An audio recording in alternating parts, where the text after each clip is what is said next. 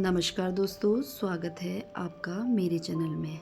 चलिए आज फिर हम एक कहानी शुरू करते हैं जो कि एक ऐसी हीरोइन की है जिन्होंने हिंदी पर्दे पर अपना काफ़ी नाम कमाया और अपनी अभिनेत्री की अदाओं से लोगों का दिल भी जीता। हाँ जी, हम बात कर रहे हैं वहीदा रहमान की। वहीदा रहमान एक सादगी भरी अदाकारा की अनकही कहानी। हुस्न की मूरत, अदाओं की मलिका और अभिनय की देवी वहीदा रहमान, जो सिर्फ सुंदर ही नहीं बल्कि भारतीय सिनेमा की आत्मा भी बन गई। लेकिन क्या आप जानते हैं कि उनकी ज़िंदगी भी किसी फिल्म से कम नहीं थी। उनकी आंखों में भी दर्द था, उनकी मुस्कान के पीछे भी एक लंबा संघर्ष था। चलिए जानते हैं एक सादगी से भरी लेकिन गहराई वाली अभिनेत्री की कहानी। बचपन और प्रारंभिक जीवन।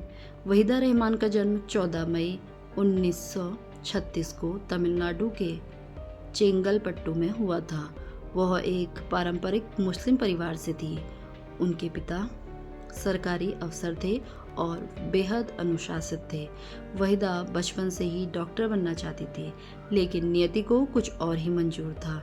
कम उम्र में ही उनके पिता का निधन हो गया और परिवार आर्थिक कठिनाइयों में आ गया, पर उनकी मां ने हार नहीं मानी। उन्होंने बेटियों को संस्कारी और आत्मनिर्भर बनाया। वहीदा एक प्रशिक्षित भरतनाट्यम डांसर थी। उनकी सुंदरता और नृत्य ने उन्हें जल्द ही तेलुगु फिल्मों तक पहुंचा दिया। पहली फिल्म 1955 में मिली, लेकिन असली मोड़ आया तब जब गुरुदत्त ने उन्हें देखा और हिंदी सिनेमा में लाने का फैसला किया।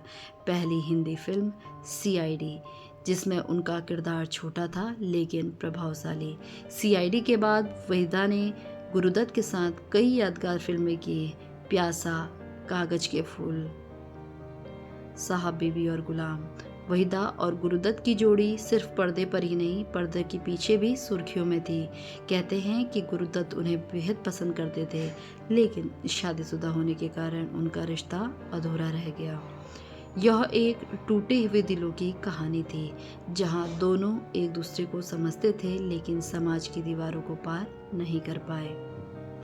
10 अक्टूबर 1960 को गुरुदत्त का निधन हो गया। कहा जाता है कि वो तनाव और शराब के शिकार हो गए। वहीदा इस सदमे से टूट गई। उन्होंने कुछ समय के लिए फिल्मों से दूरी बना ली। उनकी आंखों में अक्सर एक गहराई दिखती थी जो दर्द की परछाई थी। वह वहीदा टूटी नहीं। उन्होंने फिर से अभिनय शुरू किया। गाइड में उनका प्रदर्शन आज भी आइकॉनिक माना जाता है।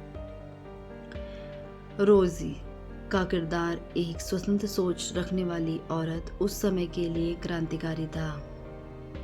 रेशमा और शेरा, नीलकमल, खामोशी और कई अन्य फिल्मों में उन्होंने बेहतरीन अभिनय किया। 1974 में वहीदा ने एक्टर कमलजीत से शादी की। दोनों ने एक दूसरे के साथ शांत सामान्य जीवन जिया। उनके 2 बच्चे हुए, सोहेल और काशवी। पति की मृत्यु के बाद वहीदा ने फिर एकांत को गले लगाया। वो फिल्मों से दूर हो गई, पहाड़ों में समय बिताने लगी। वहीदा रहमान आज फिल्मों से भले ही दूर है, लेकिन उसकी मुस्कान और गरिमा आज भी सभी लोगों को प्रेरित करती है।